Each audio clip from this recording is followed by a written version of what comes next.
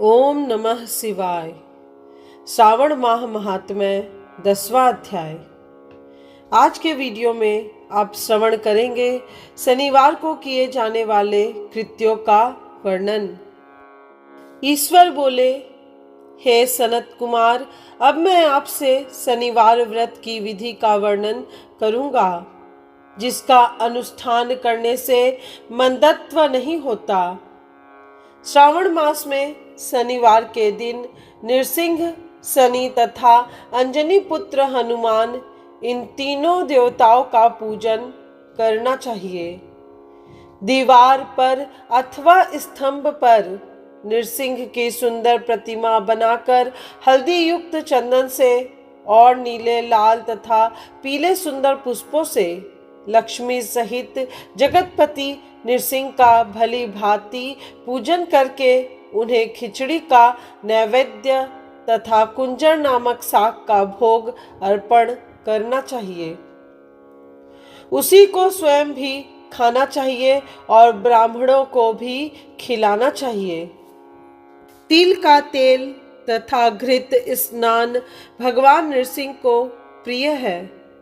शनिवार के दिन तिल सभी कार्यों के लिए प्रशस्त है। शनिवार के दिन तिल के तेल से ब्राह्मणों तथा सुवासिनी स्त्रियों को उपटन लगाना चाहिए तथा कुटुंब सहित स्वयं भी संपूर्ण शरीर में तेल लगाकर स्नान करना चाहिए तथा उड़द का भोजन ग्रहण करना चाहिए।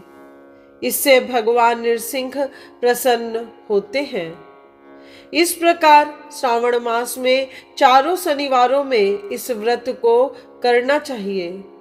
जो ऐसा करता है उसके घर में स्थिर लक्ष्मी का वास रहता है और धन्य धान्य की समृद्धि होती है और इस लोक में सुख भोग कर अंत में वैकुंठ प्राप्त करता है। नृसिंह की कृपा से मनुष्य की चारों दिशाओं में व्याप्त रहने वाली उत्तम कीर्ति होती है। हे सौम्य, मैंने आपसे नृसिंह का यह उत्तम व्रत कहा। हे सनत कुमार, अब शनि की प्रसन्नता के लिए जो करना चाहिए उसे सुनिए। एक लंगड़े ब्राह्मण और उसके अभाव में किसी ब्राह्मण के शरीर में तिल का तेल लगाकर उसे उष्ण जल से स्नान कराना चाहिए और श्रद्धा पूर्वक नृसिंह के लिए बताए गए अन्न अर्थात खिचड़ी उसे खिलानी चाहिए। उसके बाद तेल, लोहा, काला तिल, काला उड़द, काला कंबल प्रदान करना चाहिए। इसके बाद व्रती यह कहे कि मैंने यह सब शनि की प्रसन्नता के लिए किया है। शनिदेव मुझ पर प्रसन्न हो। उसके बाद तिल के तेल से शनि का अभिषेक कराना चाहिए। उनके पूजन में तिल तथा उड़द के अक्षत प्रशस्त माने गए हैं। हे मुने, अब मैं शनि का ध्यान बताऊंगा, आप ध्यान पूर्वक सुनिए।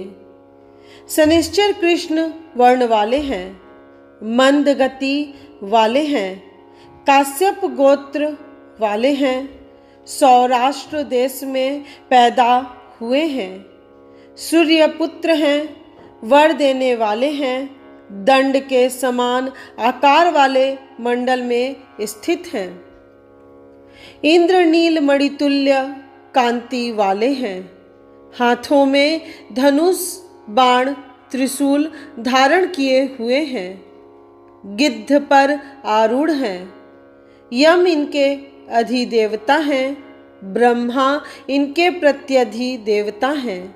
ये कस्तूरी, अगरू का गंध तथा गुगुल का धूप ग्रहण करते हैं। इन्हें खिचड़ी प्रिय है। इस प्रकार ध्यान की विधि कही गई है। इनके पूजन के लिए लोहमयी सुंदर प्रतिमा बनानी चाहिए। हे द्विज श्रेष्ठ, इनके निमित्त की गई पूजा में कृष्ण अर्थात काली वस्तु का दान करना चाहिए। ब्राह्मण को काले रंग के 2 वस्त्र देने चाहिए और काले बछड़े सहित काली गौ प्रदान करनी चाहिए। विधि पूर्वक पूजा करके इस प्रकार प्रार्थना तथा स्तुति करनी चाहिए। आराधना से संतुष्ट होकर जिन्होंने नष्ट राज्य वाले राजा नील को उनका महान राज्य पुनः प्रदान कर दिया, वे शनिदेव मुझ पर प्रसन्न हो। नील अंजन के समान वर्ण वाले, मंद गति से चलने वाले और छाया देवी तथा सूर्य से उत्पन्न होने वाले उन शनिश्चर को मैं नमस्कार करता हूँ। मंडल के कोण में स्थित आपको नमस्कार है। पिंगल नाम वाले आप शनि को नमस्कार है। हे देवेश, मुझ दीन तथा शरणागत पर कृपा कीजिए। इस प्रकार स्तुति के द्वारा प्रार्थना करके बार बार प्रणाम करना चाहिए। 3 वर्णों ब्राह्मण, क्षत्रिय, वैश्य के लिए शनि के पूजन में सन्नो देवी इस वैदिक मंत्र का प्रयोग बताया गया है और शूद्रों के लिए पूजन में नाम मंत्र का प्रयोग बताया गया है। जो व्यक्ति दत्त चित्त होकर इस विधि से शनि देव का पूजन करेगा, उसे स्वप्न में भी शनि का भय नहीं होगा। हे विप्र, जो मनुष्य श्रावण मास में प्रत्येक शनिवार के दिन भक्ति पूर्वक इस विधि से इस व्रत को करेंगे, उन्हें शनिश्चर के द्वारा लेस मात्र भी कष्ट नहीं होगा। जन्म राशि से पहले, दूसरे, चौथे, 5वें, 7वें, 8वें, 9वें अथवा 12वें स्थान में स्थित शनि सदा कष्ट पहुंचाता है। शनि की शांति के लिए सामाग्नि इस मंत्र का जप कराना बताया गया है। उसकी प्रसन्नता के लिए इंद्र नीलमणि का दान करना चाहिए। हे सनत कुमार, इसके बाद अब मैं हनुमान जी की प्रसन्नता के लिए विधि का वर्णन करूंगा।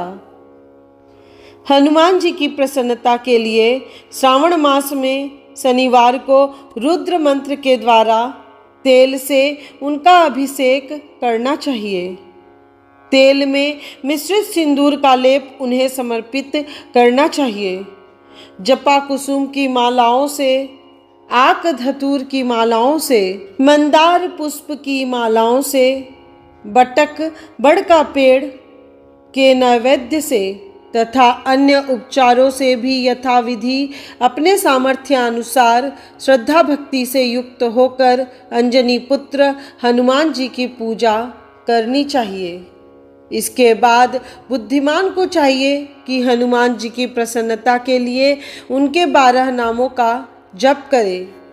हनुमान, अंजनी सुनु, वायुपुत्र, महाबल, रामेष्ट, फाल्गुन सखा, पिंगाक्ष, अमित विक्रम, उदधिक्रमण, सीता शोक विनाशक, लक्ष्मण प्राणदाता और 10 ग्रीव दर्पहा, ये 12 नाम हैं।